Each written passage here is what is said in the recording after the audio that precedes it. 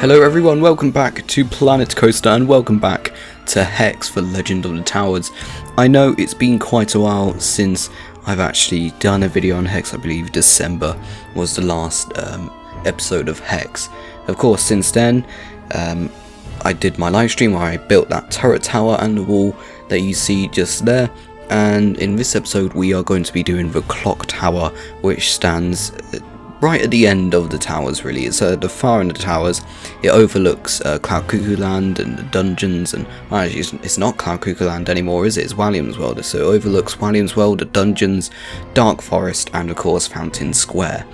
Now this clock tower was quite basic to do, really. It's just a simple brick like the main Hex tower was. It was nothing fancy like the turret tower.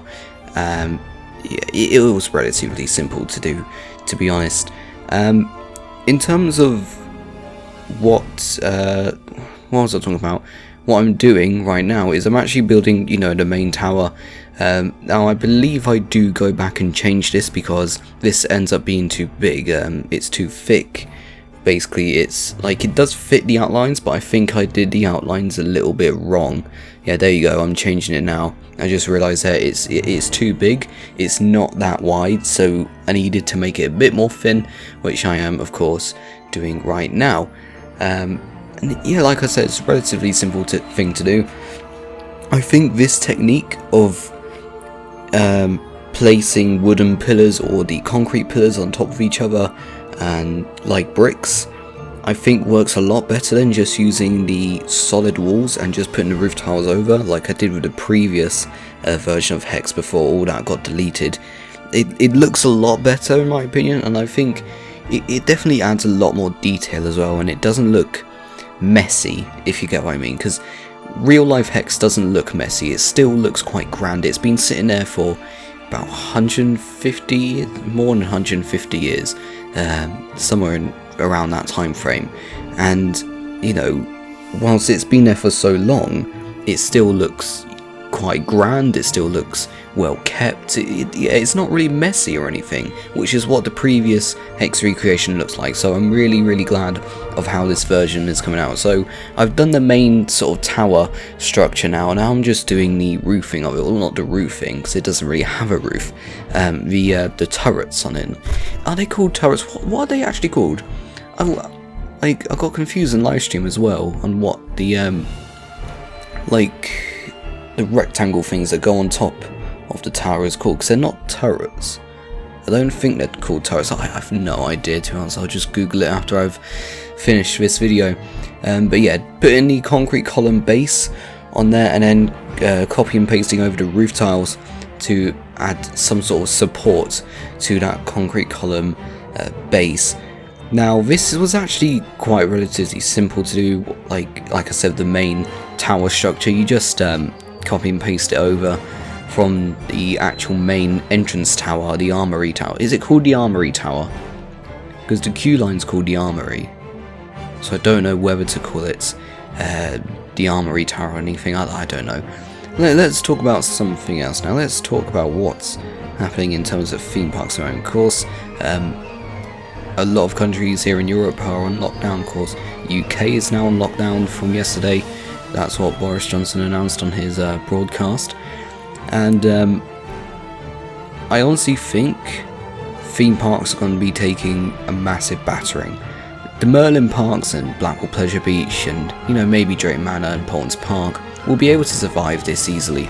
But there's the smaller parks like Lightwater Valley. Lightwater Valley's been struggling for the past few years in order to keep their revenue up and keep the visitors coming in, and now the parks could potentially be closed until June, I think is the sort of time frame we're looking at. June or July.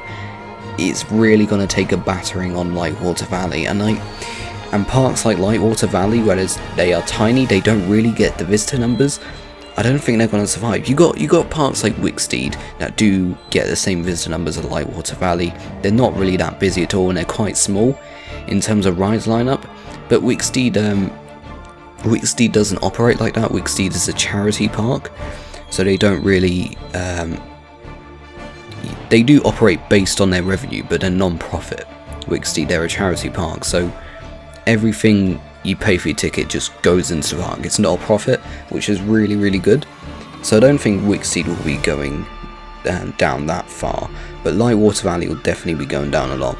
There's also parks out there that, you know, would have had rides open by now. It was announced just a couple hours ago that Polton's Park has postponed the opening of Tornado Springs, which is their brand new area that has the Max Spinner in it, and I was quite looking forward to Tornado Springs, to be honest. Tornado Springs looks absolutely fantastic and really, really good theming. Polton's Park are definitely setting the bar up high. You know, Alton Towers said, okay, this is Wicker Man, what can you do in terms of theming? And Polton's Park just said, hold my beer. Honestly, Polton's Park is setting an example for the family parks. They really, really are. Legoland and Chessington are really lagging behind in terms of theming. You know, Chessington just opened their new rainforest area that has the like that tiny little log flume. For some reason, I don't know why they invested in another log flume. They put it right next to the actual log flume. I don't know why they did that. But that new rainforest area at Chessington, it really, really does not look good in terms of theming. It looks really bare, it looks really plain, it looks quite tacky as well in some places, I'm not gonna lie.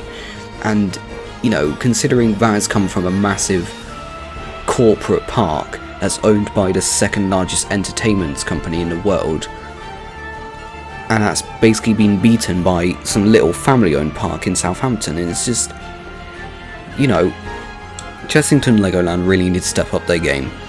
In terms of Alton Towers, of course, Alton Towers were supposed to open Williams World over the weekend that just passed, but, well, we all know that's not happened, because Alton Towers is, of course, closed due to the outbreak, the pandemic. Yeah, I was really looking forward to see Gangsta Granny the ride as well, because from what I saw from that ITV report, it looked really, really good on the inside. Before that ITV news report, I wasn't really expecting that much from Gangsta Granny, but, you know, after looking at it, it really does look really, really good. I have gone off on a bit of a tangent now, so let's get back to what this video is about. So, I've done the main tower, I've done the roofing of the tower, and that little turret that comes out of it. Still don't know what to call that. And I was just doing the circular tower. But of course the clip has skipped now. I've now done the windows and the arches and the clock. And the reason why I didn't record that or put it in the video is because it was boring to do. It took me ages to do all the windows and the clock and the crest. It was just, it was ages. And it would have been quite boring to watch on the time lapse, to be honest. And it would have been boring for me to commentate on. So yeah, so of course loading in N7's tree pack as per usual with every single project I do in Planet Coaster, sorry, and just doing the trees around there. Next episode I'm going to be moving on to the queue line and the armory, of course. I'm not sure whether to build the entire towers and then Hex, or just release Hex and then build the entire towers. I really don't know. But it has come up to the end of the video now, so thank you very much for watching. Please do consider subscribing, and I'll see you all very, very soon. Goodbye.